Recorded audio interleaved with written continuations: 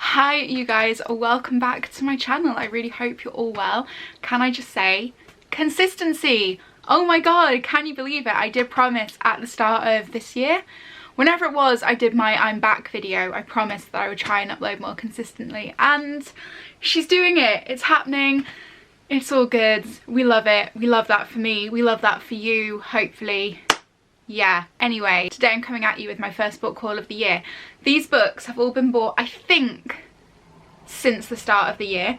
There may have been a couple that were December, but for the most part, I think they were all since January. There's like 17 roughly, so I'm just gonna get into it. Okay, so the first two that I'm going to talk to you about are From Blood and Ash and A Kingdom of Flesh and Fire, both by Jennifer L. Armentrout. So I'm currently actually reading From Blood and Ash. I'm about 100 or so pages in. Incredible so far, really loving it. It's kind of getting me out of my fantasy slump, so we actually really do love that for me. And this follows the story of Poppy, who is a maiden, which means that she is kind of thought of as a child from God, or of God? A child of God. A child from God. She's special, okay? We'll leave it at that. She's special. And before her ascension, she basically cannot speak to anybody other than her guard. She cannot be seen by anybody other than her guard, so she has to essentially live a life of solitude, but she hates that. She doesn't want to live a life of solitude. There is kind of like a fallen kingdom that is starting to rise again and threaten the status quo, the stability of Macedonia, where she lives. And she is gonna have to save the world, I think. I realise that's probably not the greatest description, but I'm literally, like I say, only 100 pages in, so I don't know how it's gonna go or where it's gonna go, but the vibes I'm getting are gonna be that she is somehow going to have to cast aside her maiden role, whatever, and save the world, I'm guessing. So yeah, also there's vampires, which I was not expecting, but there's like vampire-y creatures in this, and like kind of werewolfy creatures too. Again, really was not expecting that, but I love it. I like, you guys, you know how much I like vampires. I'm here for it. So yeah, obviously I'm not going to give a synopsis on this, mostly because I don't even want to read the back and spoil it for myself, but also because I don't want to spoil it for you guys, so yeah. Next we have Chain of Iron, which is the second book in the Last Hours series or trilogy. I'm not really sure. I want to say it's a trilogy, but I'm probably wrong. And this trilogy or series is Cassandra Clare's latest, and it follows the children of the characters in the Infernal Devices trilogy, which is my favourite of all of the Shadowhunter books that Cassandra Clare has written. I adore those characters so much, and that trilogy will always have like a really special place in my heart. So even though I feel like over recent years I've kind of outgrown Cassandra Clare's writing, and I feel like, I mean, I'm definitely not her target age demographic anymore to be reading these, I couldn't resist picking this up because I do want to make sure that I read this whole series. I really loved Chain of Gold. I've heard mixed things about Chain of Iron, which is probably why I've not read it yet despite pre-ordering it. So yeah, I'm gonna give it a go, see what I think, but yeah, obviously I can't really go into what this is going to be about without spoiling Chain of Gold. So yeah, if you've read Chain of Gold, look it up. If you haven't read Chain of Gold, go read Chain of Gold. It's a good book. On to some books that I have actually read now, so I can give you kind of more of a more considerable synopsis. First up we have Corrupt by Penelope Douglas. This is the first book in the Devil's Night series, and I am obsessed. This was my first Penelope Douglas book. Pretty sure I read this in like 24 hours. It was brilliant. And this follows the story of Erica, who is dating this guy, but really she's kind of obsessed with his older brother, who's kind of this like dangerous, mysterious character. And he hates her, but she has no idea why. And she ends up moving to a new city and a new school, and all of a sudden she is in his environment, and him and his 3 friends are trying to get revenge on her for something. But she doesn't know what. She doesn't know why they hate her so much. This book, you guys, is steamy AF. I freaking loved every single second of it. It was so good. And yeah, it was like the greatest introduction to Penelope Douglas I think I could have possibly had. I really want to get the rest of the books in this series.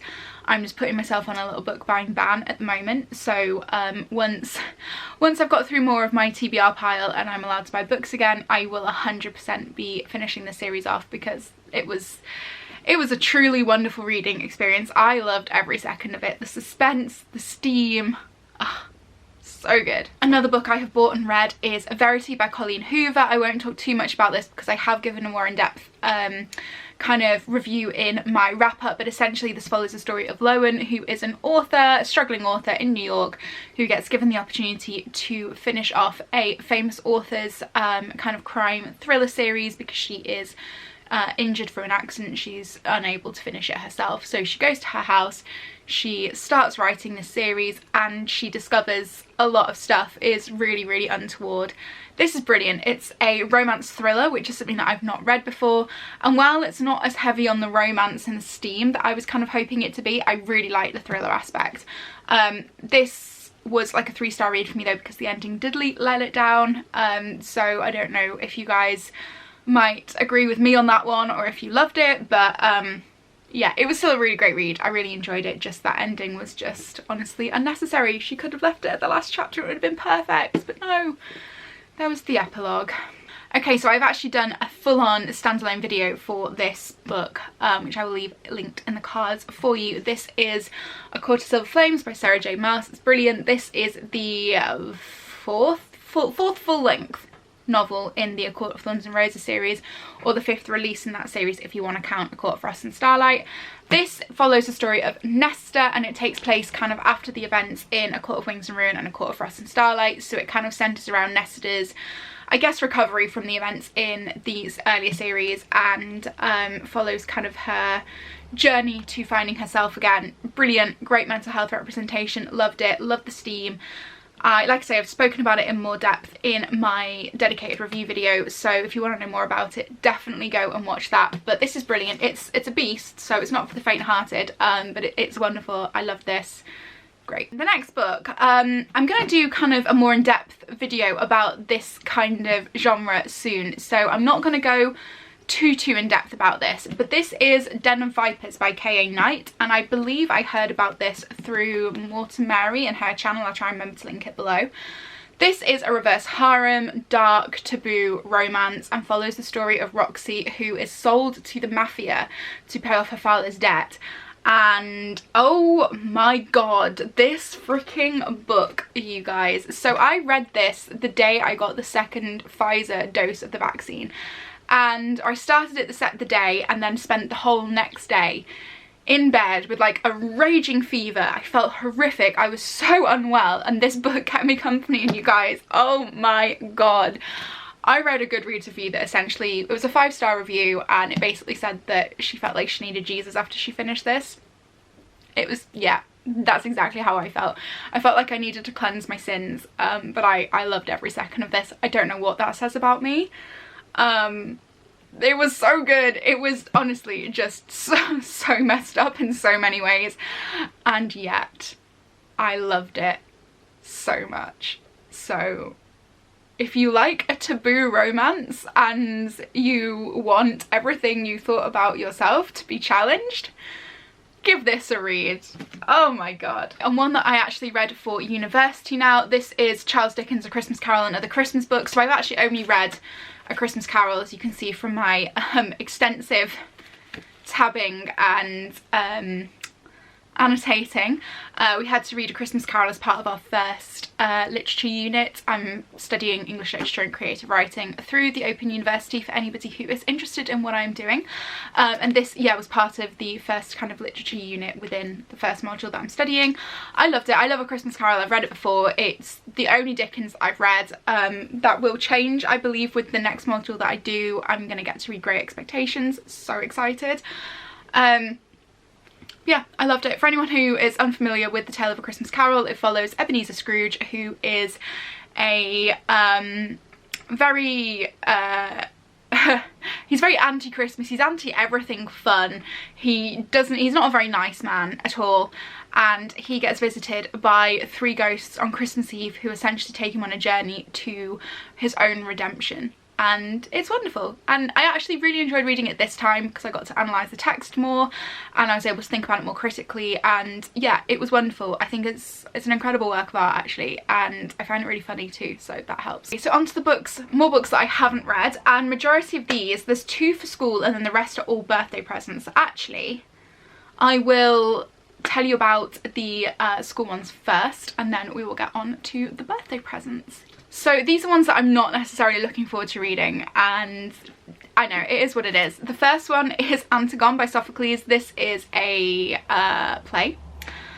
I have absolutely no idea what this is about, to be honest. I'm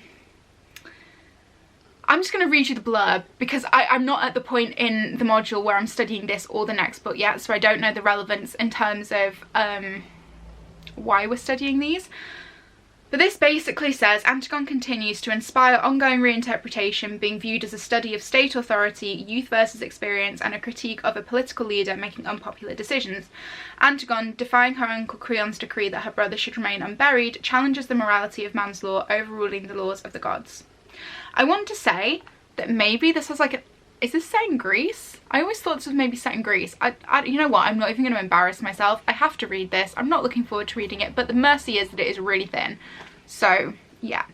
And then I also have The Faber Book of Beasts, edited by Paul Muldoon. And this is a poetry anthology. I think it's pretty much completely surrounding animals. Again, I haven't read this, but I feel like this will probably be slightly more enjoyable. I don't particularly love studying poetry, but it is a quick read, I tend to find. And I'm sure there are probably some lovely poems in this. I think I read a really sad one actually about a dog though. Okay. I just opened it to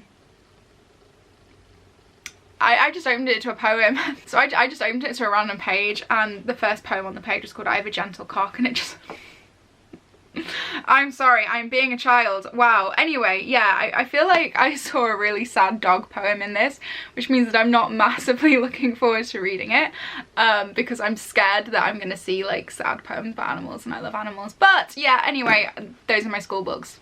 Fun times. Okay, on to birthday presents, and actually 2 books that I bought myself, but I'm just going to call them birthday presents so we can just pretend I bought myself birthday presents. On to birthday presents now. Yay! Okay, so I have 8 books here to talk to you about. The first one is The Inheritance Games by Jennifer Lynn Barnes. So this is, everyone says it's very reminiscent of the film Knives Out, if you've seen that. I haven't actually watched it the whole way through. I think I only made it 10 minutes in before I was incredibly hungover and I basically fell asleep, so there's that. But this is about a girl called Avery who I think just inherits a billionaire's fortune, but she doesn't really know why she's inherited it because she doesn't know the guy. And I think she has to battle, or like, yeah, okay, she has to play a deadly game with his family to actually qualify for the inheritance. There we go.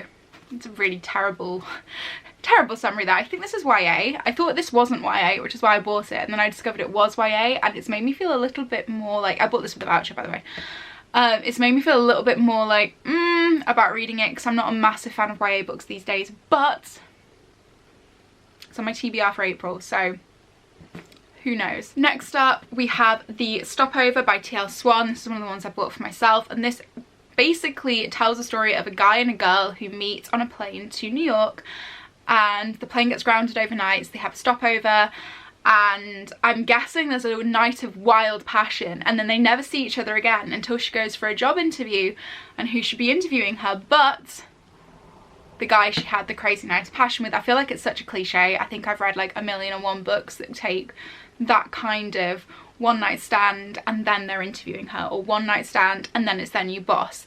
But you know what, there's nothing wrong with that trope. It's been done to death, but it's still effective. So all of these books, by the way, they are birthday presents, but they were bought with vouchers, if that makes sense. So if I say I bought, I'm not just buying myself a load of books for my birthday. They were actually gifts, although I have, like I say, bought a couple for myself, including Credence by Penelope Douglas.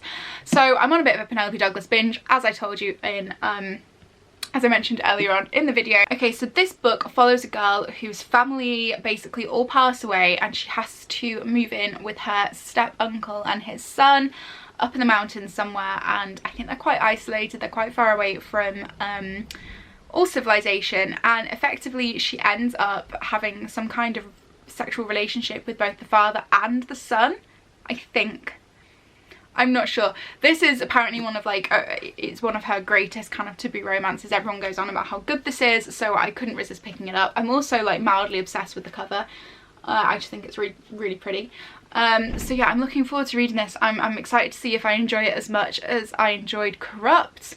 I'm excited to see how I feel about the taboo elements. I don't know what it is about these kind of romances and why I like them so much, but apparently I do. Including Cartel by Lily St. Germain. This is another one.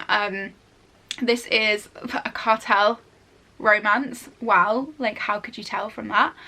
And she's the daughter, so I don't know what the girl's name actually is, it doesn't say on the blurb, but she is the daughter of a Colombian drug lord, and she was given to the cartel to pay for a debt. There we go. I wasn't sure if it was a debt or something else, but yeah, she was given to the cartel to pay off a debt.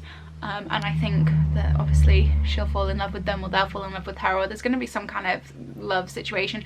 I'm wondering if it's potentially a another reverse harem, but I don't know. I'm kind of obsessed with the cover though. It's making me want to watch Narcos. I still haven't watched that, and I really want to watch that, you know? It's making me want to watch it.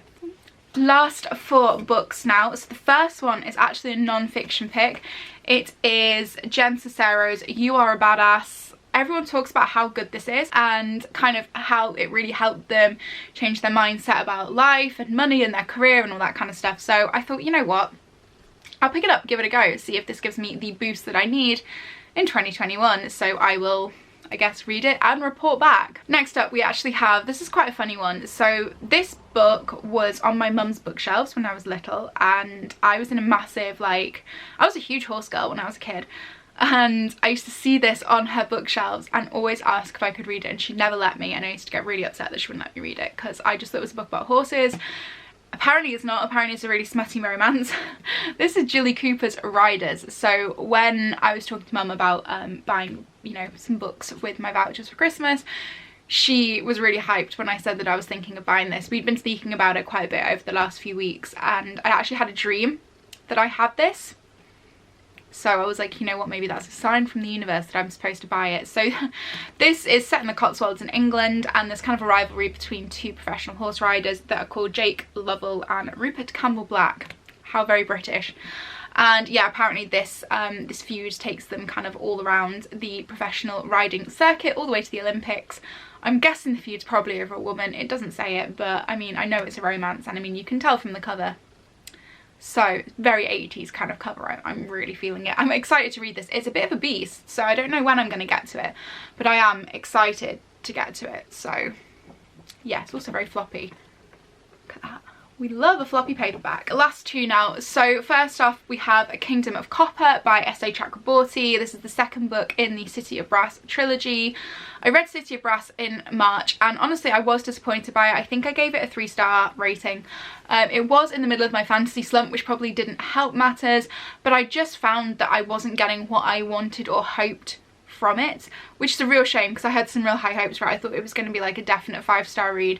I very nearly didn't want to continue with the series, but then the ending just made me curious to see where she would take it and if the series was going to improve from there. So I bought Kingdom of Copper. I am interested to find out if it is good or not. And then finally I have Hush Hush by Lucia Franco, and this is another romance, as you can probably tell from the cover. I don't know what the main character's name is actually. So she is an escort, like a high class escort, and I think she falls in love with one of her clients. I think this is a bit of an age gap romance. I believe he's supposed to be quite a bit older than her, but yeah, obviously that's kind of like breaking the cardinal rule of her profession. So I'm guessing there's going to be some kind of like, I don't know, big drama surrounding it, and yeah, I don't really know what's going to happen, but this is apparently really, really good. This is another recommendation that I got from Mary, and I tend to like the books that she recommends, so I figured I'd pick it up and see. So there we go, 17 books. That was a big old book haul. Like I say, these have been kind of collected since I think the start of this year, but I feel like potentially I might have got from Blood and Ash and it came to my Flesh and Fire in December. I just can't really remember, so yeah. Anyway, I really hope you guys enjoyed it. If you did, as always, please do let me know. Give me a thumbs up. Let me know in the comments what you're reading at the moment, what you've just bought, if you've read any of these books and if you think I'm gonna love them. And most importantly, don't forget to subscribe if you're new, and I will see you in another video very soon. Bye guys.